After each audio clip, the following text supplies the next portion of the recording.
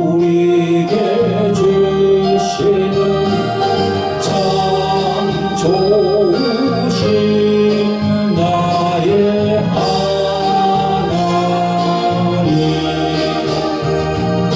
주 이름 찬양해, 주 이름 찬양해.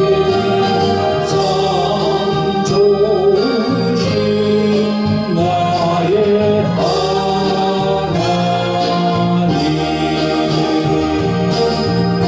할렐루야, 할렐루야, 아멘. 성도 여러분, 그리고 오늘도 유튜브 상으로 만나는 구독자 여러분 반갑습니다. 오늘 주의 날 받은 말씀은 마태복음 23장 9절부터 13절까지 말씀입니다. 그리고 말씀 전거 제목은 점점 나락으로 떨어지는 개신교의 미래, 이렇게 정했습니다. 좀 제목이 무겁습니다. 그래도 여러분 잘 들어보시기 바랍니다. 제가 성령님의 의지에서 이렇게 작성한 설교이기 때문에 끝까지 잘 들어보시길 바랍니다. 성도 여러분, 오늘 성경 말씀 본문으로 들어가기 전에 저희의 교회에서 광고가 있습니다. 다름이 아니고 저희 교회에서 매주 화요일 2시에 실시하는 유튜브 실시간 생중계 방송입니다. 이름하여 돌항아리 홀리 힐링 집회입니다. 치유사에 관심이 많은 목사님, 사모님, 전도사님, 권사님, 또 선교사님, 그런 분들이 이 집회에 참석하시면 영적인 식견이 더 넓어질 것으로 봅니다. 그리고 교회에 나오시는 신자분들 중에서 각종 질병으로 고생하는 분들이 참 많습니다. 또 귀신들로 인하여 정신적인 우울증, 조현병, 공황장애, 불면증 등으로 고생하는 분들 참 많습니다. 그런 분들도 이 집회에 참가하시면 예수 그리스도 이름으로 오신 성령께서 응답하시고 만져주실 것입니다. 믿음을 가지고 참가하시길 바랍니다. 화요일 2시에 유튜브 돌항아리 TV를 기억하시고 꼭 검색하시고 들어오시길 바랍니다. 그리고 저희 교회에서 진행되는 목요 치유 성회가 열리고 있습니다.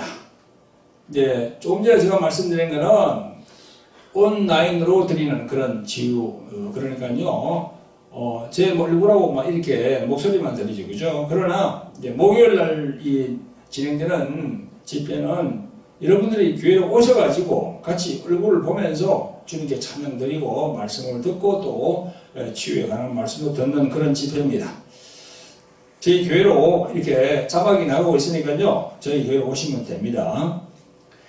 그리고 해외에 계신 성도들을 위해서 줌을 개설했습니다. 줌 아이디 번호는요, 제가 가지고 있는 이 번호로 여러분들이 들어오시면 됩니다. 여기 보면요, 647-043-3214 이렇게 되어 있습니다. 그래서 우리 한국 시간으로는 외국에 있는 미국이나 중남미 이런 데는 맞지 않겠죠. 유럽도 맞지 않고. 그래서 우리 한국 분들 중에서 함께 하나님께 영광 돌리는 예배에 참가하시기 원하는 분들은요, 이 줌으로 들으시면은 저희들 수락을 눌러드리면 돼요. 그러면 같이 하나님께 예배를 드릴 수가 있습니다. 그래 먼저 줌 앱을 깔아야 되겠죠. 자기 핸드폰이나 컴퓨터에. 그래서 들어오시길 바랍니다. 꼭 기억해 주시길 바랍니다. 647-043-3214 자막으로 나오고 있으니까 여러분들 참고하시면 됩니다. 네, 감사합니다. 여러분, 같이 우리 말씀을 봉독해 보겠습니다. 오늘 말씀 마태복음 23장 열어주시기 바랍니다. 마태복음 23장 9절부터 읽겠습니다. 13절까지 시작. 땅에 있는 자를 아비라 하지 말라. 너희 아버지는 하나이시니 곧 하늘에 계신 자이시니라. 또한 지도자라 칭함을 받지 말라. 너희 지도자는 하나이니 곧 그리스도니라. 너희 중에 큰 자는 너희를 섬기는 자가 되어야 하리라. 누구든지 자기를 높이는 자는 낮아지고 누구든지 자기를 낮추는 자는 높아지리라. 화이슬 진적 외식하는 서기관들과 바리새인들이여, 너희는 천국문을 사람들 앞에서 닫고 너희도 들어가지 않고 들어가려 하는 자도 들어가지 못하게 하는도다. 네, 조금 전에 여러분들 마태복음 23장 9절부터 13절까지 같이 봉독했습니다. 사랑하는 성도 여러분, 유튜브 상으로 만나게 되는 구독자 여러분 반갑습니다. 여러분, 지지난 주가 예수님의 부활을 기념하는 부활절이었는데요.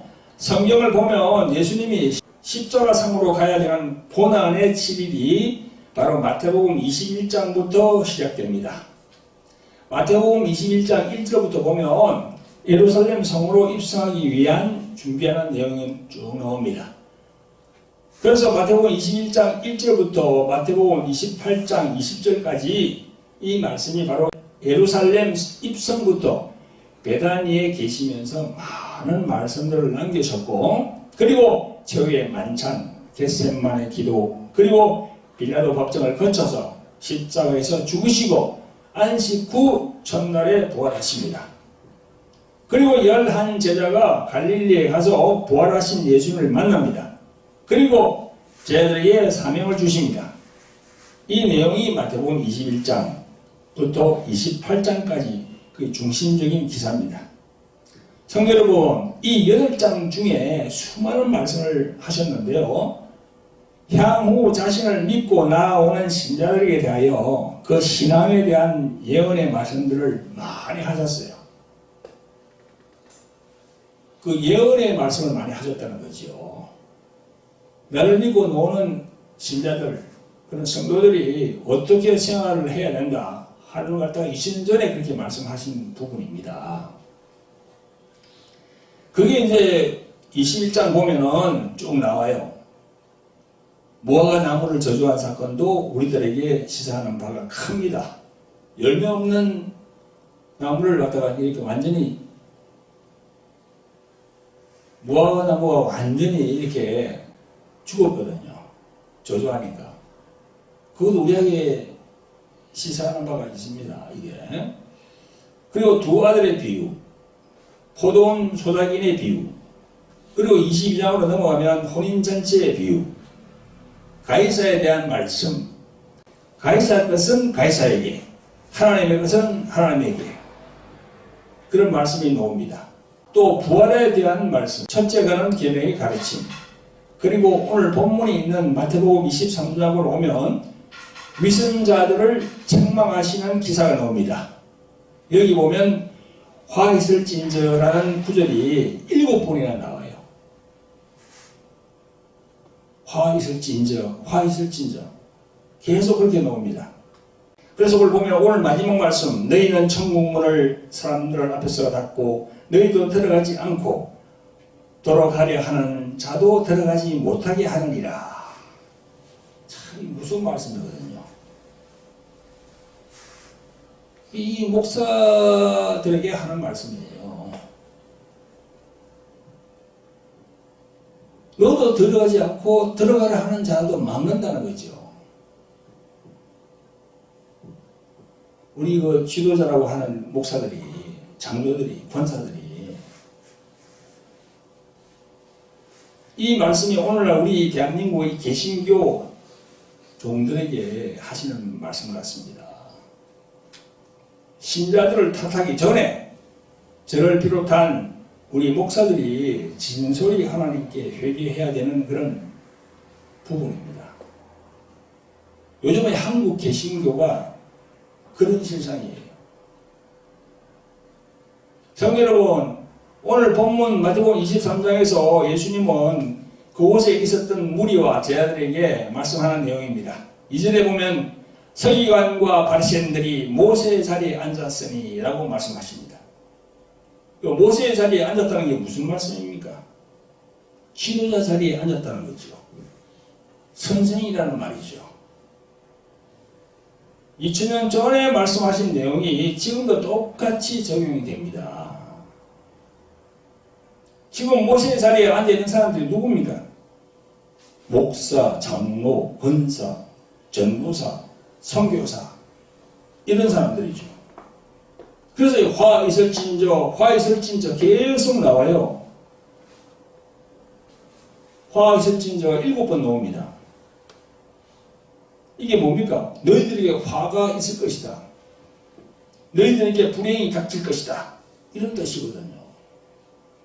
성도 여러분, 오늘도 유튜브로 말씀을 들으시는 구독자 여러분, 오늘 제가 준비한 말씀 전거 제목이 어떻게 됩니까?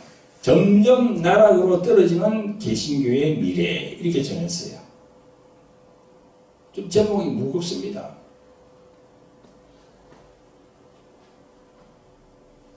많은 주의 종들은 이런 제목을 보면 싫어요. 저를 통해서 성령께서 말씀하시는 것 같아요. 며칠 전에 통계를 보니까 이렇게 나와 있습니다. 한국 종교 통계에서 불교는 17.5%, 개신교가 14.6%, 천주교는 4.5%, 뭐 그렇게 나와 있더라고요. 기독교가 뭐 1000만을 돌파했니? 그건 말 옛날 말이에요. 전에 그랬죠? 기독교가 1000만을 돌파했다고.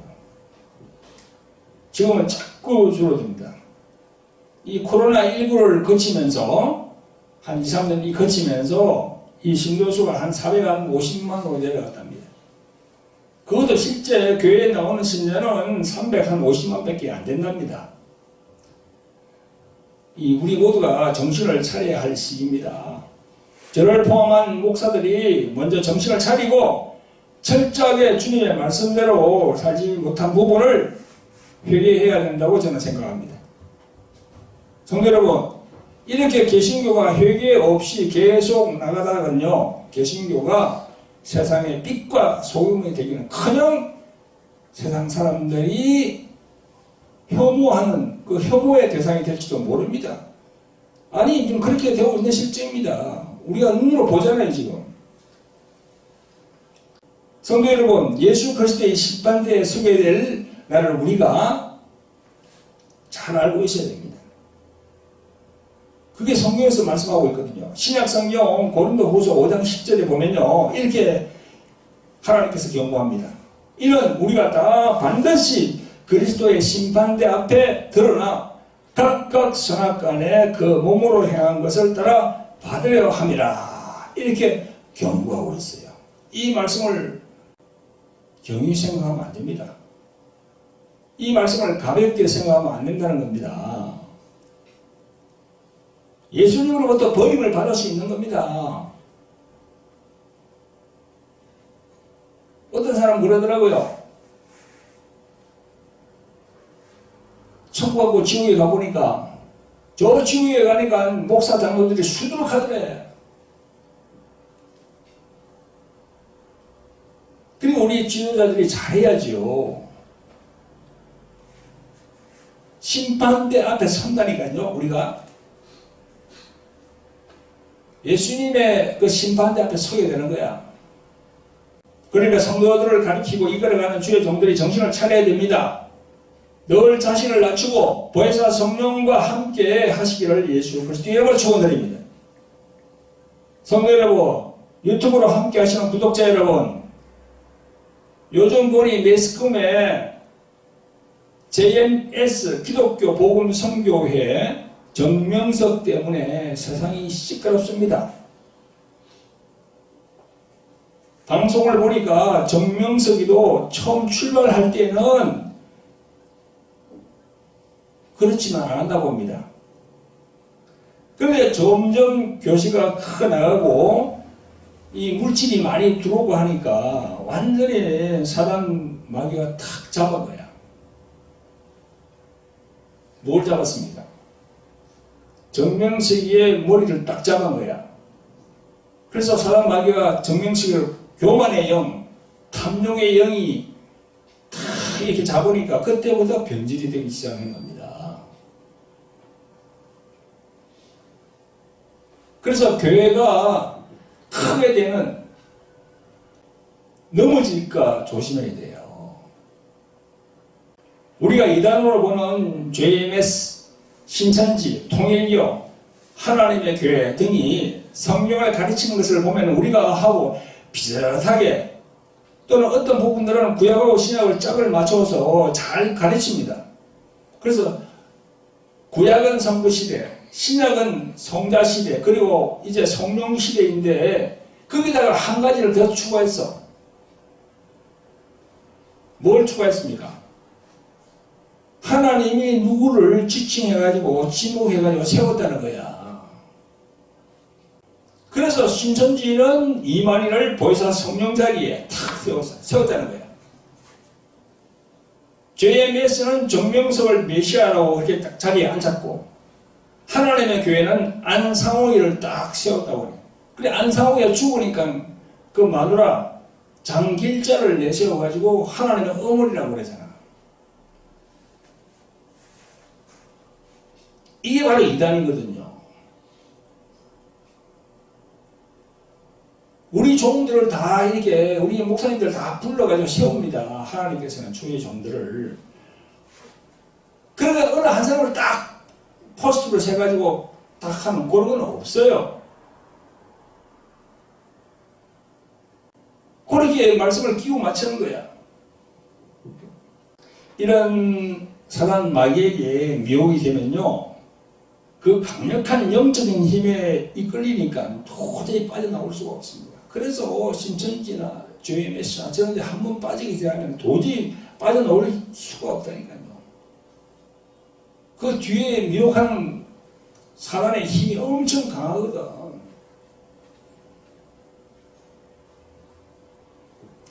그곳으로 간 많은 사람들은요, 이 정통 기독교에서 간 사람들이 참 많아요, 지금.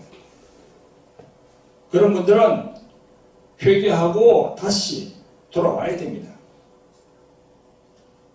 그곳에서 수많은 영혼을 사냥하면서 지옥길로 가게 한 그 일에서 돌아서지 않으면 결코 하나님은 용서하지 않습니다. 회개하고 돌아와야 됩니다.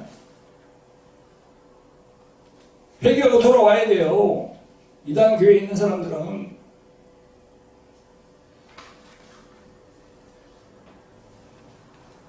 신천지, JMS, 그 다음에 하나님의 교회, 안상홍, 그 다음에 통일교, 또 여호와의 증인, 다 어떻게 됩니까? 예수 그분을 모신 것 같지만 아니에요. 어떤 사람을 딱 그냥 내세워가지고 예수님 자리에다 그 사람을 딱 올려놓고 그렇게 탁 그냥 사람들을 옥죄거든요. 그래서 돌아서야 됩니다. 회개하고 돌아서야 됩니다. 여러분, 그러면 이단 교회들은 그렇다 치고 우리들 정통교회라고 하는 개신교에서는 하나님이 원하시는 대로 목양을 하고 있습니까?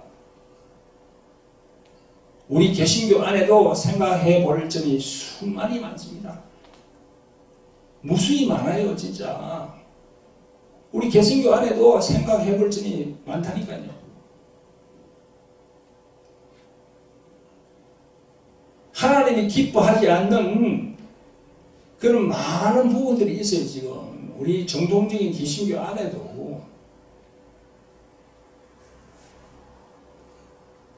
그걸 지금 내가 말씀을 한번 해보려고 그래요.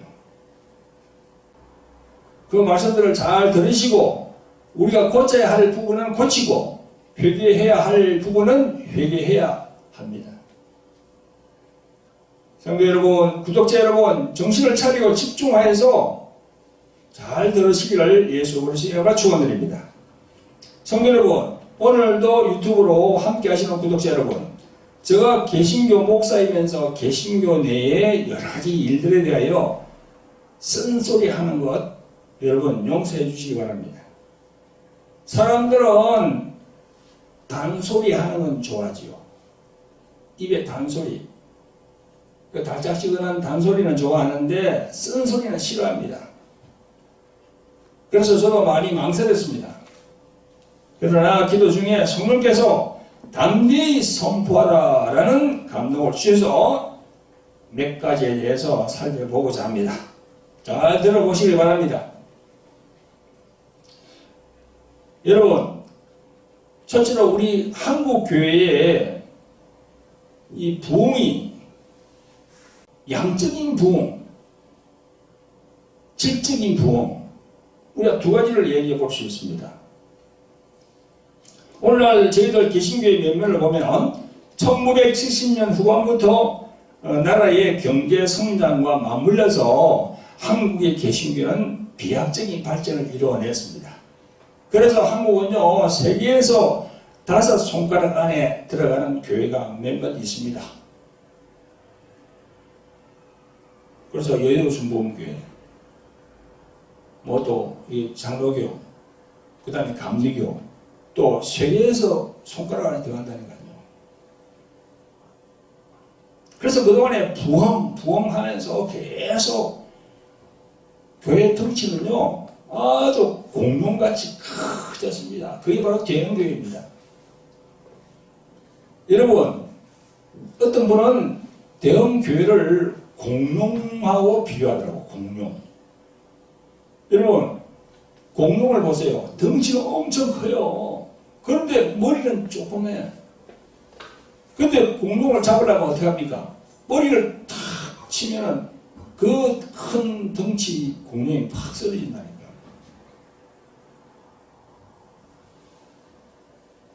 사람 마귀가 그 공룡의 머리를 치면은요, 그 큰 교회는 쓰러지게 돼 있어요. 한국 교회는요, 덩치만 키웠어요, 지금까지.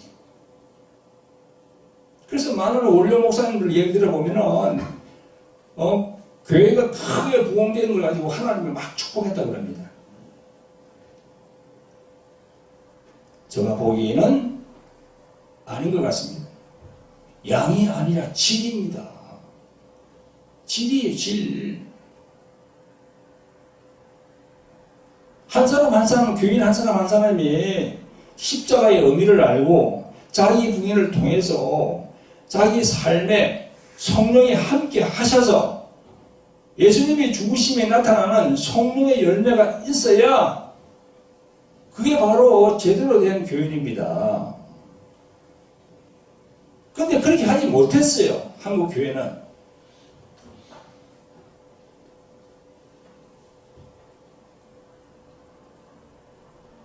그게 이제 기복신앙, 번영신학, 그런 영향을 많이 받은 거죠.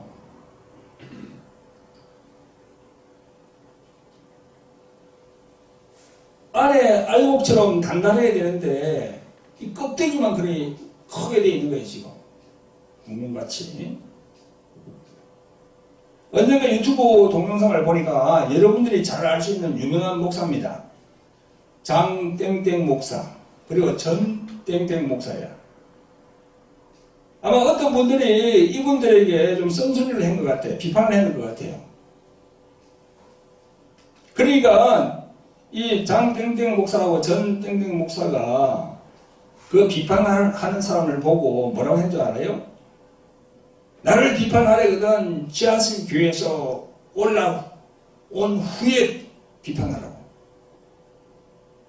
그러면서 자기가 봉회를 얼마나 했고 또 교회를 얼마나 개척했고 또 뭐 우리 가족들은 마누라도 목사, 아들도 목사, 딸도 다 목사다. 이렇게 하는 사람이 있으면 나오라고 해. 뭐 그런 식으로. 여러분, 난 이 두 목사에게서 겸손과 낮아짐, 성령의 열매를 찾아볼 수 없었습니다.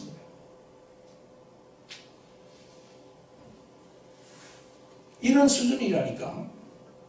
양을 따지는 거예요, 양을. 하나님은요, 양에 있지 않습니다. 그 질에 있어요, 질에.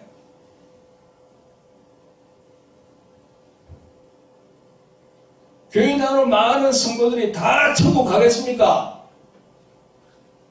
내가 볼 때는 다 못 가요. 질에 있다는 게 질.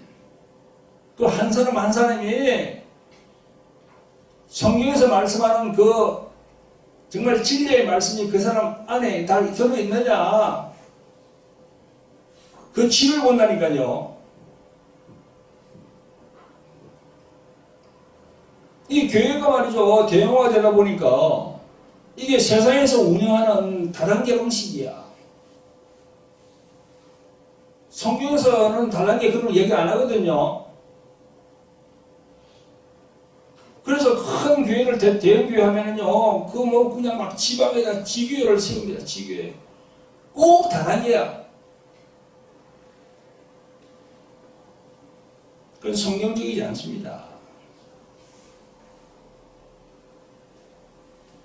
성경에 보면 베드로가 3,000명을 두고 막 설교하는 그런 장면이 있습니다. 사도행전에. 그러나 교회는 그렇게 한 적은 없어요. 교회는 커지면 부패하게 되어 있습니다. 그래서 성경적인 방법은 교회를 쪼개가지고 그 작은 교회가 저 지방으로 다 흩어지는 거야. 그래서 세상 끝까지 복음이 전파되는 것. 그게 성경적인 거예요. 그게 바로 하나님의 방법입니다.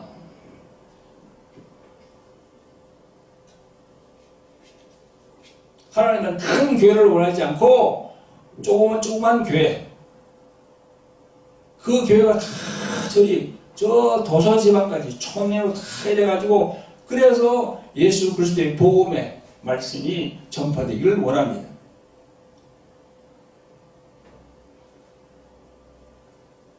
큰 교회가 되니까 얼마나 이게 부조리가 많습니까? 저 뭐 서울에 있는 N교회 여러분도 아실 거예요. N교회 얼마나 큽니까? 거기 이 자금을 운영하는 장로가, 뭐 이렇게 막 그냥 세무적인 이걸 막 그냥 들어가는 세무조사를 더하고 하니까 압박을 받아가지고 전에 그래서 뛰어내려 죽은 사건 아시잖아요. 재정을 담당하는 장로가 건물에서 뛰어내려 죽었다니까요.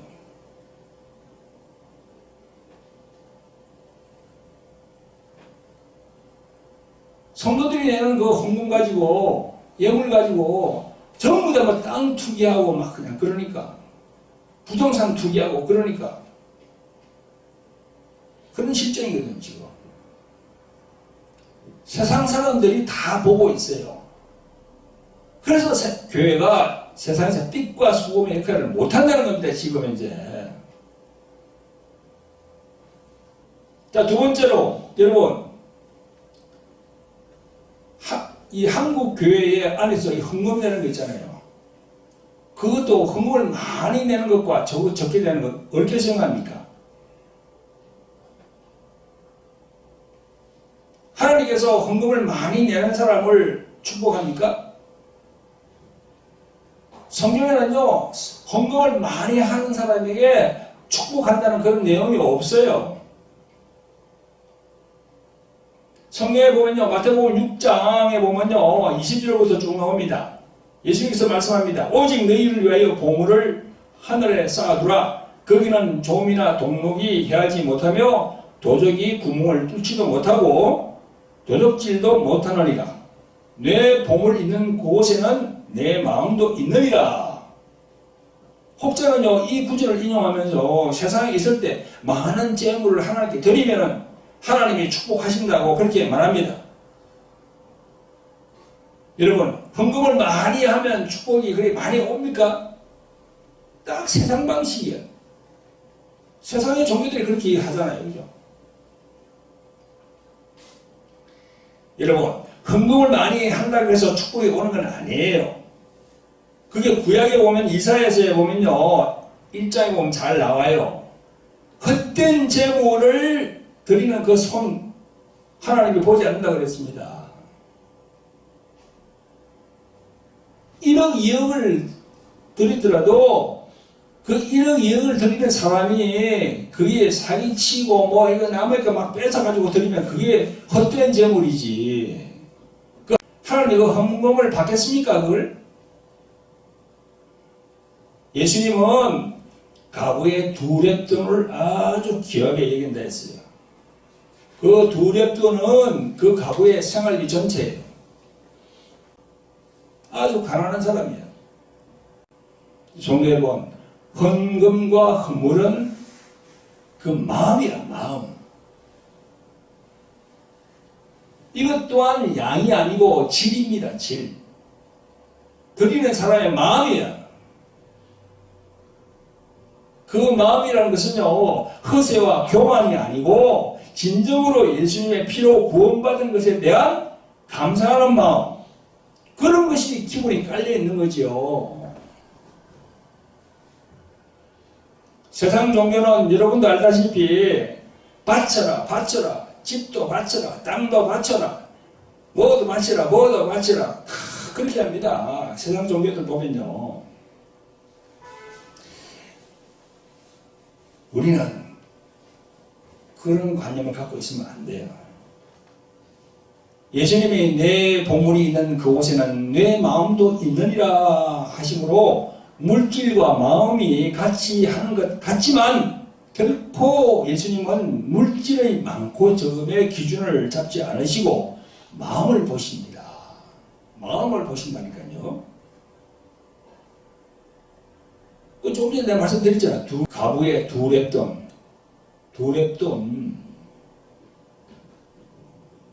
지국으로 말하면 뭐 10,000원, 20,000원이야.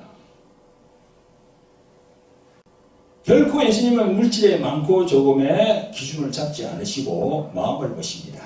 그런데 여러분, 근데 이게 또 헌금을 내는 분들이 계시는데 그 중에서도 인색한 분들이 있어. 참 인색해.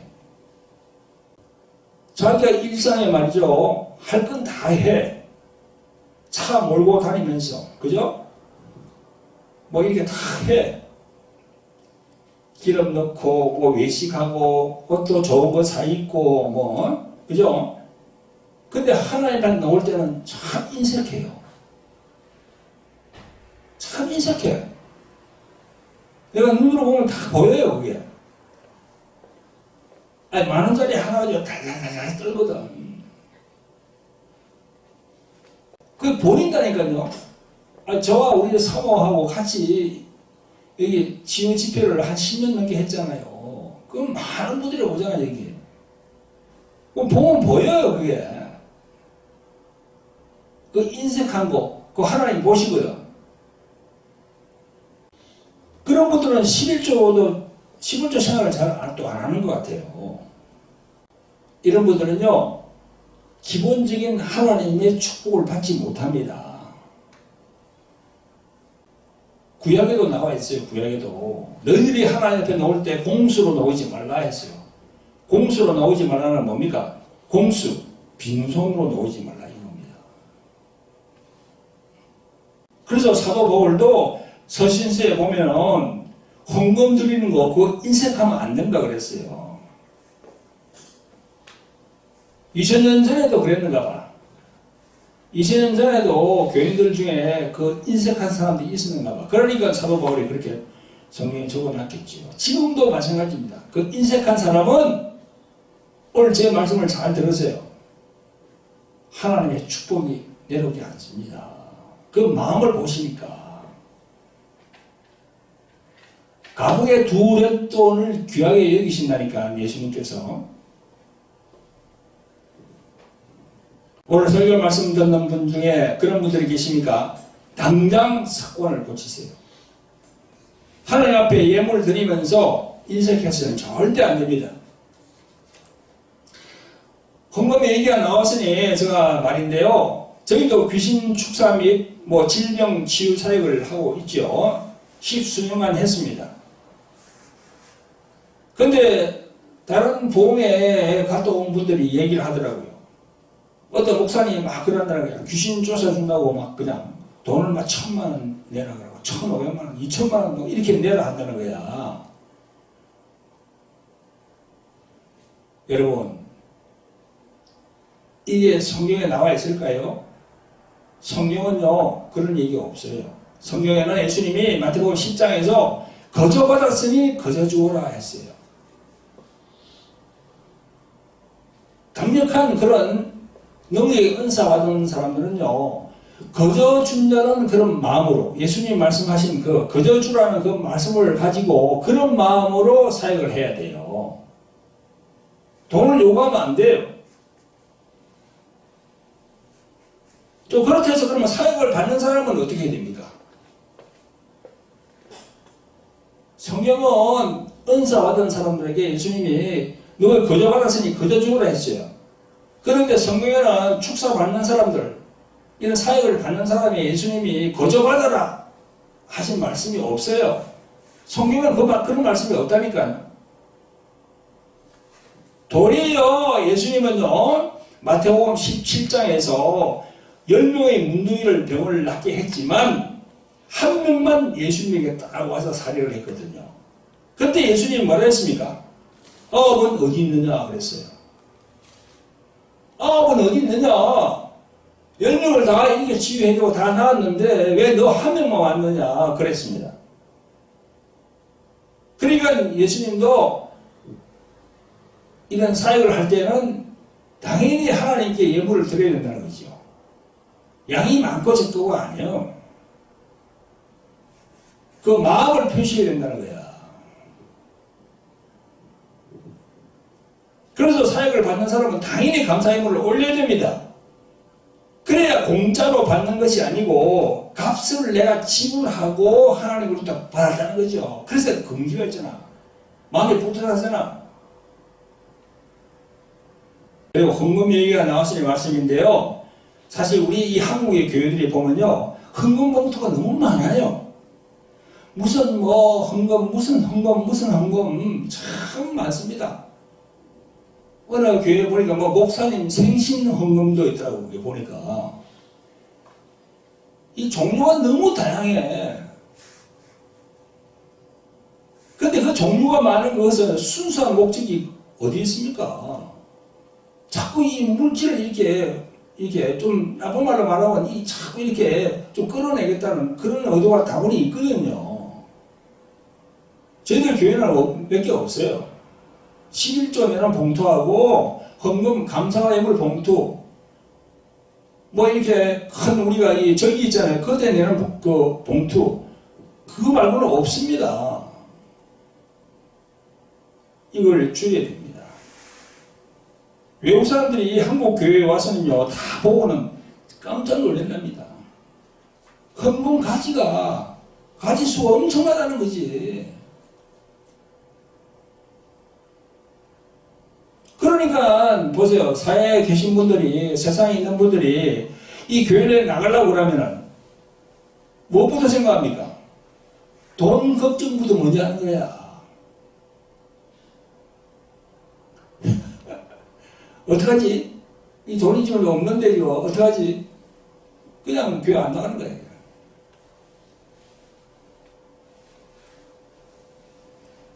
우리 교회를 다니는 목사님들이 이 부분을 생각해 봐야 됩니다.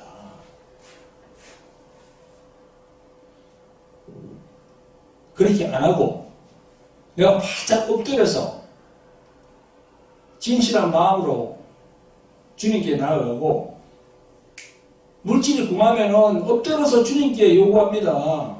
물질을 달라고. 그러면은요, 생각지도 않은 분들이 그 통장에다가 그냥 헌금을 다 해주는 거야. 신기하거든요. 그런 걸 내가 많이 겪었습니다. 우리 사모님하고. 많이 겪었어요. 성도들에게서 이 물질을 짜내면 안 돼요. 이것저것 막 해가지고 이래 하면 안 됩니다. 그건 주님이 원치 않아요. 하나님께 구하고 성령께 구해야 되는 거야.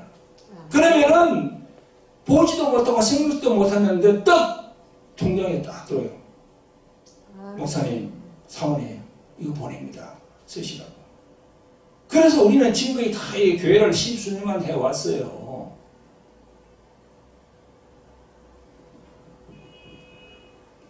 여러분 꼭 기억하시길 바랍니다. 자, 세 번째로 이 우리 한국의 목사님들이 완전히 포화 상태야. 포화 상태. 목사님들이 너무 지금 많아.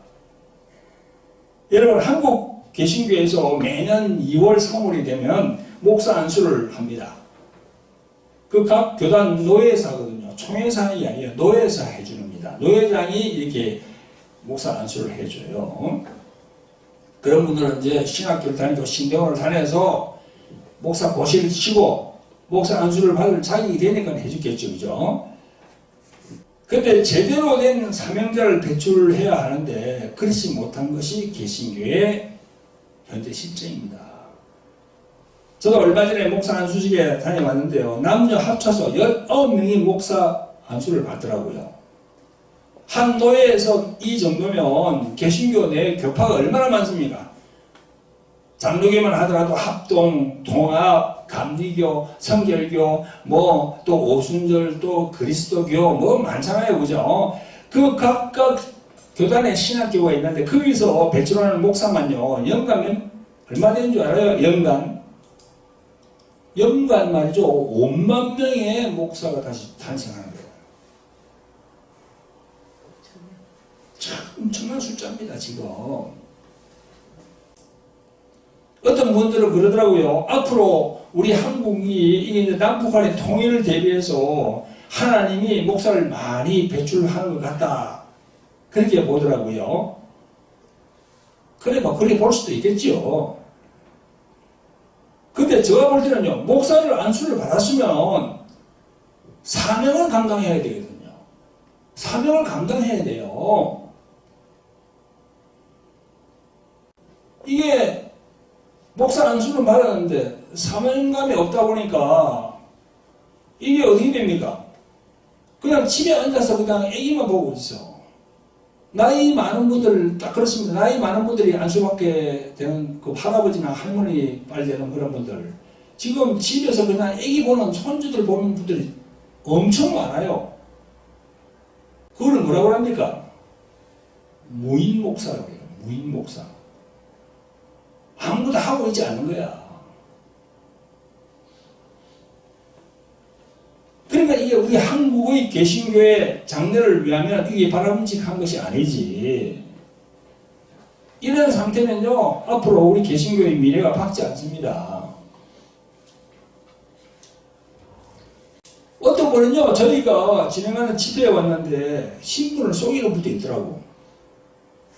뭐 권사라고 하면서, 집사라고 하면서 나중에 보니까 목사 안수를 받았어. 자기가 당당히 목사로 신분을 얘기는 못해요. 여러분, 목사로 안수받으면요, 사명자입니다. 이 사명자는 반드시 성령 세례를 경험해야 돼요. 그런데 가만히 보면 목사 안수를 받았는데 이 성령 세례를 경험하지 않은 분들이 정말 많아요.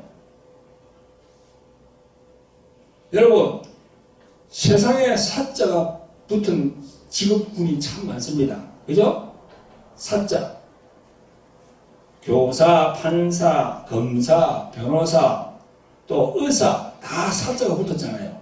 여러분, 이들이 하나같이 세상 속에서 일하는 그런 직업입니다. 그러나 목사는 달라요. 목사도 뒤에 사자가 붙었잖아요. 그죠? 목사는 무슨 일을 해야 됩니까? 세상 일이 아니고 하늘의 일을 해야 돼요. 하늘의 일. 그럼 하늘의 일을 하려면 어떻게 됩니까? 성령을 받아야 돼요. 성령을 안 받으면요, 그냥 거칠에만 번들한 목사야. 그냥 종교적인 지도자야. 아무 의미가 없어요. 그냥 미지근한 거야. 목사란 타이틀만 받았지. 그냥 미지근해. 성경에서 뭘 얘기하고 있는지를 몰라요. 성령 세례를 안 받았기 때문에. 성령 세례를 받으면 딱 달라지거든. 성경이 그러잖아요. 사도 베드로도 성령을 받을 때와 안 받았을 때와 완전히 달라요. 목사를 안수받으신 분들, 저 말을 경히 여기지 마시고 명심하시기를 예수 그리스도 이름으로 간절히 부탁을 드립니다. 자, 이제 시간도 됐으니까 마지막으로 하나만 말씀드리고 말씀을 맺겠습니다. 자, 네 번째인데요. 성도 여러분, 마지막으로 드리는 말씀은요, 한국 개신교가 세상 정치와 너무 깊이 관련이 되어 있는 것이 지금 현실입니다. 여러분, 길게 잡으면 한 10년, 짧게는 한 5년 동안에 개신교는요, 이상한 현상이 벌어졌어요. 3년여 동안 코로나로 인해서 교회에 나가지 못하고 집에서 예배를 드리는 경우가 많아졌는데요. 그때 이제 이 스마트폰이 대중화가 되면서 이 스마트폰을 가지고 다 보는 거야. 그 스마트폰을 가지고 예배도 드리고 그렇게 하는 거예요. 그게 바로 이제 SNS의 그 영향이죠, 그죠? 근데 이 스마트폰으로 보면서 이 어떤 게 있냐 그러면요, 정치적인 유튜브가 많이 생겨났어요. 자익, 우익이에요. 여러분, 이 스마트폰으로 정치 유튜브 있잖아요, 그죠? 그건요, 세상 믿지 않는 사람들이 많이 하는 직업입니다. 그 정치 유튜브는요, 돈 보고 하는 직업이야. 돈 보고. 그 안에는 보험이 없어요. 그 안에는 예수님이 없습니다. 돈 보고 하는 직업이야. 호기심을 막 자극해가지고. 그리고 가짜뉴스를 마음대로 그냥 가짜뉴스를 막 퍼날라, 거기다가. 지난번에 어떤 분 보니까요, 내가 이 기록하는데 뭐 막 듣고 있더라고. 그러니까 정치적인 그런 그런 것 같아. 가보니까 옆에서 얘기하는 거 보니까 권사님이야. 뭐 권사님, 권사님 사고, 집사님 사고 하나 보니까. 그 정치 유튜브를 듣고 있더라고. 이게 좌파, 우파. 이 정치와 이 개신교가 딱 맞물렸어. 저는요, 좌파도 아니고 우파도 아니고 예수님파야. 그 유튜브를 계속 듣다 보니까 이게 완전히 지금 이상하게 되어버렸어요. 개신교가. 그리고 또 몇몇 정치색 그 목사들 있잖아요. 그죠? 그 자기가 무슨 선지자라고 하면서 그냥 개신교 신자들을 그냥 정치판에 두루두루 그냥 그렇게 선동을 합니다. 아니 자기가 정치하려고 그러면은 이 성직자 그런 걸 탁 내려놓고 자기가 탁 나가는 거야. 정당에 들어가서 그 누가 뭐라 하겠습니까? 근데 목사는 신분을 가지고 자꾸 그렇게 선동하면서 그렇게 하니까 이게 문제가 되는 거죠. 어떤 목사는 막 심성모독을 하면서 육두 문자를 막 사용하면서 그 욕도 막 합니다. 입에 담지 못할 그런 욕도 막 스금지만게 해요. 그러면서 예수님도 독사의 자식들아 이렇게 했다고 그냥 합리화합니다. 여러분, 예수님이 독사의 자식들아 한 것은 그 성경에 보니까 바리새인들에게 하신 말씀인데 그것은 우리의 일상적으로 쓰는 상스러운 욕이 아니에요. 오해하지 마세요.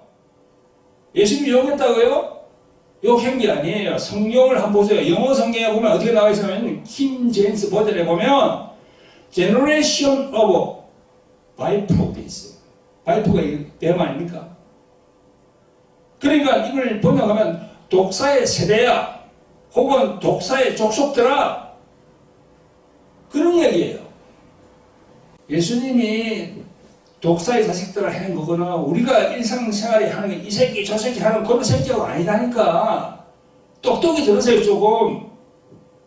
여러분 아무튼 여러분이 추구하는 그런 사람들은 여러분이 선호하는 그런 주의 종면은요 그 주의 종밖에 성령의 열매가 보여야 됩니다. 성령의 열매. 갈라디아서 5장에 있는 성령의 열매. 사랑과 희락과 화평, 오래 참음, 자비, 양선, 믿음, 온유, 절제. 그게 있는 종이 성령으로 인도받는 그런 종이에요. 그래서 성령의 열매가 있는 종이 입에다가 그냥 욕을 막 항상 그 육두 문자를 내뱉으면서 해야 되겠어요? 그게 성령의 사람입니까? 성령의 종이에요? 착각하지 마세요. 여러분 정신 차려야 됩니다. 여러분 정신 차려야 돼요. 이러다가는 개신교가 점점 나락으로 떨어지게 돼 있어요. 내가 가만히 보니까요, 이 개신교가 이 정치적인 그게 다 들어가다 보니까 이 우리 심리학을 배우면 심리학자 그 프로이드 있잖아요. 프로이드 그리고 칼 융 그 사람들이 말한 게 있어요. 집단적 무의식으로 들어간다는 거예요. 집단적 무의식. 이 집단화 된다는 거지 이게. 사상도 집단적 무의식으로 들어갈 수 있거든. 막 번지거든 이게 말이죠. 이게. 그래 무섭다는 겁니다. 그게. 그러니까 이게 세상에서 개신교가 혐오 대상이 된다는 거예요. 그러니까 전도가 안 되는 거야. 여러분 제가 계속 강조하는 말이 있습니다.